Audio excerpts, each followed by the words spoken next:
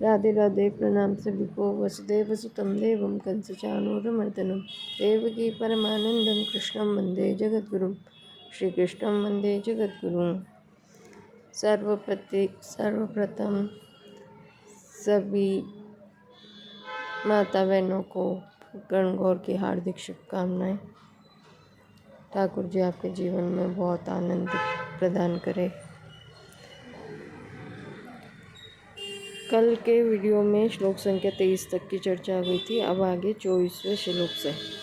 पुरोदशां च मुख्यम मम विद्धि पार्थ बृहस्पतिम सेनानीनामहं स्कंद सरसामस्मि सागरः। हे पार्थ, पुरोहितों में मुख्य बृहस्पति को मेरा स्वरूप समझो। सेनापतियों में कार्तिकेय और जलाशयों में समुद्र मैं हूँ। व्याख्या। पुरोदशां च मुख्यम माम विद्धि पार्थ बृहस्पतिम। संसार के संपूर्ण पुरोहितों में और विद्या बुद्धि में बृहस्पति श्रेष्ठ है। ये इंद्र के गुरु तथा देवताओं के कुल पुरोहित हैं। इसलिए भगवान ने अर्जुन से बृहस्पति को अपनी विभूति जानने और मानने के लिए कहा। सेनानी नाम अहम स्कंद। स्कंद कार्तिकेय शंकर जी के पुत्र हैं। इनके 6 मुख और 12 हाथ हैं। ये देवताओं के सेनापति हैं और संसार के संपूर्ण सेनापतियों में श्रेष्ठ हैं। इसलिए भगवान ने इनको अपनी विभूति बताया। सरसामस्मि सागर। इस पृथ्वी पर जितने जलाशय हैं उनमें समुद्र सबसे बड़ा है। समुद्र संपूर्ण जलाशयों का अधिपति है और अपनी मर्यादा में रहने वाला तथा गंभीर है। इसलिए भगवान ने इसको अपनी विभूति बताया है।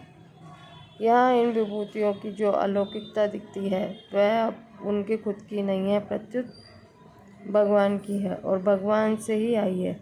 अतः इनको देखने पर भगवान की ही स्मृति होनी चाहिए। महर्षि नाम भृगुरहम गिरामस्येकम अक्षरम यज्ञानाम जप यज्ञोस्मि स्थावराणाम हिमालय। महर्षियों में भृगु और वाणियों शब्दों में एक अक्षर अर्थात प्रणव मैं हूँ। संपूर्ण यज्ञों में जप यज्ञ और स्थिर रहने वालों में हिमालय मैं हूँ। व्याख्या। महर्षि नाम भृगुरहम। भृगु, अत्रि, मरीचि आदि महर्षियों में भृगु जी बड़े भक्त, ज्ञानी और तेजस्वी हैं। इन्होंने ही ब्रह्मा, विष्णु और महेश इन तीनों की परीक्षा करके भगवान विष्णु को श्रेष्ठ सिद्ध किया था। भगवान विष्णु भी अपने वक्षस्थल पर इनके चरण चिन्ह को भृगुलता नाम से धारण किए रहते हैं। इसलिए भगवान ने इनको अपनी विभूति बताया है। गिरामस्येकम अक्षरम। सबसे पहले 3 मात्रा वाला प्रणव प्रकट हुआ। फिर प्रणव से त्रिपदा गायत्री से वेद और वेदों से शास्त्र, पुराण आदि संपूर्ण वाङ्मय जगत प्रकट हुआ। अतः इन सब का कारण होने से और इन सब में श्रेष्ठ होने से भगवान ने एक अक्षर प्रणव को अपनी विभूति बताया है। गीता में और जगह भी इसका वर्णन आता है, जैसे प्रणवः सर्ववेदेषु। संपूर्ण वेदों में प्रणव मैं हूँ। ओमितेकाक्षरं ब्रह्म व्याहरन् मामुनुस्मरन् यः प्रयाति त्यजन्देहं स याति परमां गतिम्। जो मनुष्य ओम इस एक अक्षर प्रणव का उच्चारण करके और भगवान का स्मरण करके शरीर छोड़कर जाता है वह परम गति को प्राप्त होता है। तस्माद्यो मृत्युदाहित्य यज्ञदान तपक्रिया प्रवर्तन्ते विधानोक्ता सततम ब्रह्मवादिनाम। वैदिक लोगों की शास्त्र विहित यज्ञ, दान और तप रूप क्रियाएं प्रणव का उच्चारण करके ही आरंभ होती हैं। यज्ञानाम जप यज्ञोस्मि।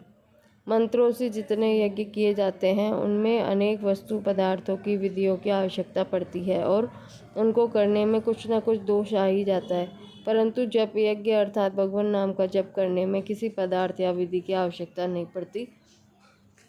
इसको करने में दोष आना तो दूर रहा, प्रत्युत सभी दोष नष्ट हो जाते हैं। इसको करने में सभी स्वतंत्र हैं। भिन्न भिन्न संप्रदायों में भगवान के नामों में अंतर तो होता है, पर नाम जप से कल्याण होता है। इसको हिंदू, मुसलमान, बौद्ध, जैन आदि सभी मानते हैं। इसलिए भगवान ने जप यज्ञ को अपनी विभूति बताया है। स्थावराणाम हिमालय।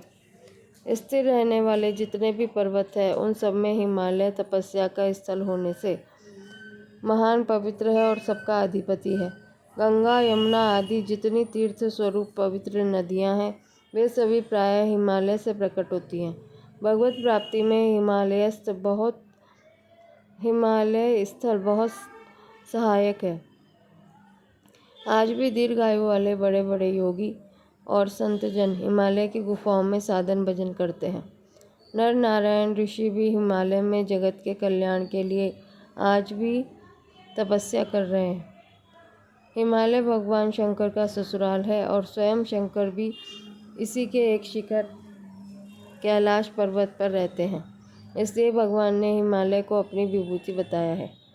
संसार में जो कुछ भी विशेषता दिखती है, उसको संसार की मानने से मनुष्य उसमें फंस जाता है, जिससे उसका पतन होता है। परंतु भगवान यहाँ बहुत ही सरल साधन बताते हैं कि तुम्हारा मन जहाँ कहीं और जिस किसी विशेषता को लेकर आकृष्ट होता है, वहाँ उस विशेषता को तुम मेरी समझो कि यह विशेषता भगवान की है और भगवान से ही आई है। यह इस परिवर्तनशील नाशवान संसार की नहीं है। ऐसा समझोगे, मानोगे तो तुम्हारा वह आकर्षण मेरे में ही होगा। तुम्हारे मन में मेरी ही महत्ता हो जाएगी।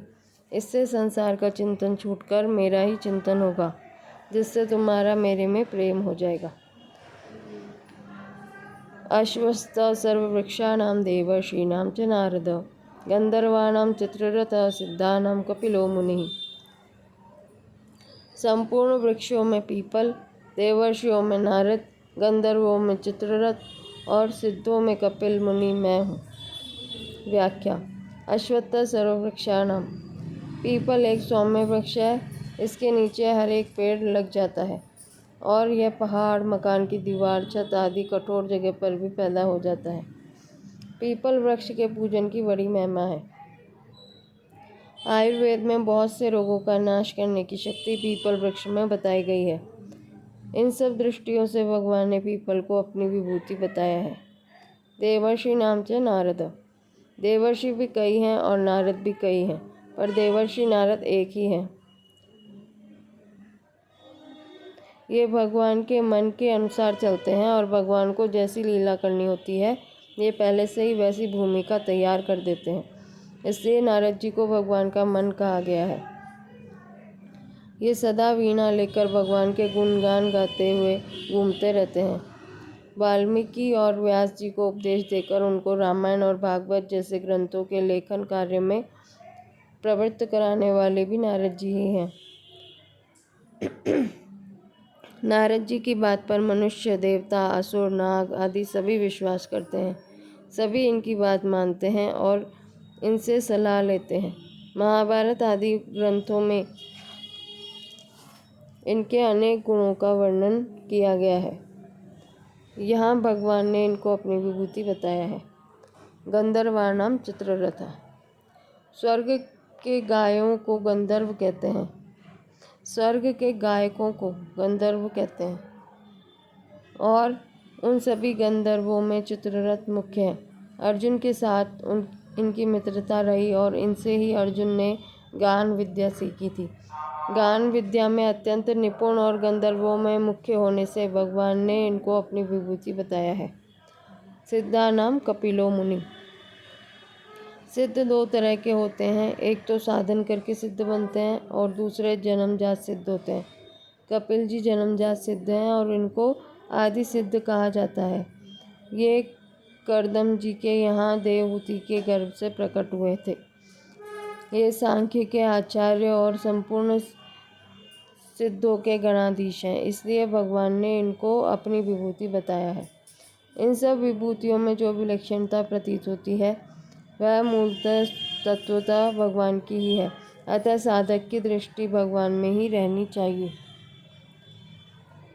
उच्चै श्रव समस्वानां विद्धि मामत मृतोद्भवम् ऐरावतम गजेंद्राणाम नराणाम च नराधिपम। घोड़ों में अमृत के साथ समुद्र से प्रकट होने वाले उच्चैश्रवा नामक घोड़े को, श्रेष्ठ हाथियों में ऐरावत नामक हाथी को और मनुष्यों में राजा को मेरी विभूति मानो। व्याख्या। उच्चैश्रवः समस्वानां विद्धि मामृत मृतोद्भवम्। समुद्र मंथन के समय प्रकट होने वाले 14 रत्नों में उच्चैश्रवा घोड़ा भी एक रत्न है। यह इंद्र का वाहन और संपूर्ण घोड़ों का राजा है, इसलिए भगवान ने इसको अपनी विभूति बताया है। ऐरावतम गजेंद्र नाम। हाथियों के समुदाय में जो श्रेष्ठ होता है उसको गजेंद्र कहते हैं। ऐसे गजेंद्रों में भी ऐरावत हाथी श्रेष्ठ है। उच्च श्रवा घोड़े की तरह ऐरावत हाथी की उत्पत्ति भी समुद्र से हुई है और यह भी इंद्र का वाहन है, इसलिए भगवान ने इसको अपनी विभूति बताया है। नराणाम च नराधिपम। संपूर्ण प्रजा का पालन, संरक्षण, शासन करने वाला होने से राजा संपूर्ण मनुष्यों में श्रेष्ठ है। साधारण मनुष्यों की अपेक्षा राजा में भगवान की ज़्यादा शक्ति रहती है, इसलिए भगवान ने राजा को अपनी विभूति बताया है। इन विभूतियों में जो बलवत्ता सामर्थ्य है वह भगवान से ही आई है, अतः उसको भगवान की ही मानकर भगवान का ही चिंतन करना चाहिए। इससे आगे के श्लोकों की चर्चा कल करेंगे। और ये पहले क्वेश्चन वाली जो सीरीज चालू करी थी वो अब वापस शुरू करनी पड़ेगी, क्योंकि इससे पहले जो अध्याय सुनाए गए पढ़े गए उनमें ज़्यादा कोई प्रश्न बन नहीं रहते, लेकिन 10वां अध्याय विभूति योग है, 8वें अध्याय में भी कुछ क्वेश्चन है और 10वां अध्याय विभूति योग है। तो इसमें भी बहुत सारे प्रश्न बनते हैं कि कौन कौन सी वस्तुएं ठाकुर जी की विभूति हैं, तो इसलिए उसको अब कल से वापस चालू करेंगे। और ये सुबह जो भाई जी के शॉर्ट्स वीडियो आते हैं वो भी 162 तक की संख्या तक पहुंच गए हैं और अपने ये साधक संजीवनी भी 128वां वीडियो है ये आज, जिसमें 10वां अध्याय के 27 श्लोक पूरे हो गए। तो इस तरह रोज़ नई क्लास आ रही है, लेकिन आप लोग थोड़ा सा भी प्रयास नहीं कर रहे कि ये वीडियो औरों तक पहुँचे और लोग भी जुड़े, सत्संग का लाभ ले सके, स्वामी जी महाराज की वाणी को सुन सके, भाई जी महाराज के अमृत वाणी को सुन सके। सत्संग में सबको जोड़ना अच्छी बात है, कोई बुरी बात तो है नहीं। एक व्यक्ति को सत्संग में जोड़ेंगे तो कितना बड़ा पुण्य आपको प्राप्त होगा, उसके समान तो कोई पुण्य ही नहीं है। तो यही सबसे प्रार्थना है, घर परिवार के जनों को, मित्र संबंधियों को, सबको इससे जोड़ें और चैनल से जोड़ने के लिए उनको कहें कि सब्सक्राइब करें, जिससे आगे से आगे उनको नए वीडियो प्राप्त हो सके। और शुरू से इसी पर है सारे वीडियो, पहले अध्याय से पढ़ने, पहले श्लोक से जब से चालू किया तब से, तो शुरू से भी सब सुन सकते हैं पीछे से, क्योंकि साधक संजीवनी एक इतना मोटा ग्रंथ है, उसको देखकर ही लोगों को लगता है अरे कौन पढ़ेगा इसको। इसलिए ठाकुर जी ने, स्वामी जी महाराज ने बुद्धि में ऐसा कुछ दिया, प्रेरणा दी कि चलो पढ़ लेते हैं, इसको सुना देते हैं सबको। इससे स्वामी जी महाराज का सत्संग सब तक पहुंच पाएगा, लोग ज़्यादा से ज़्यादा जुड़ पाएंगे सत्संग से, क्योंकि आजकल सबसे ज़्यादा सत्संग की ज़रूरत है। पैसा तो सबके पास है पर शांति नहीं है, शांति मिलती है सत्संग से, इसलिए सत्संग ज़रूरी है। इसीलिए बार बार मैं प्रार्थना करती हूँ कि सब अधिक से अधिक संख्या में जुड़ें। और मुख्य रूप से घर के वृद्ध लोगों के लिए ये है कि वो कहीं जा नहीं सकते, आ नहीं सकते, तो उनको आप ये चलाकर सुना सकते हैं, जिससे वे घर बैठे सत्संग प्राप्त कर सकें। और जो आप सुनते हैं उसमें से थोड़ी कुछ बातें घर में बच्चों को भी बतानी चाहिए, जिससे वो भी गीता के बारे में जान सके।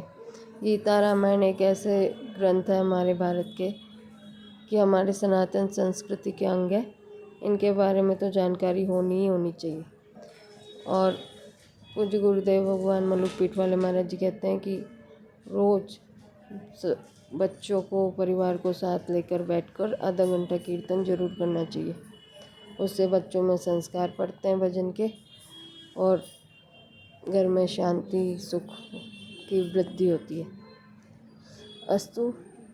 तो जो बातें कही गई हैं उन पे आप ध्यान देंगे और कृपा करेंगे। बाकी आगे के श्लोक से कल का वीडियो आएगा। राधे राधे।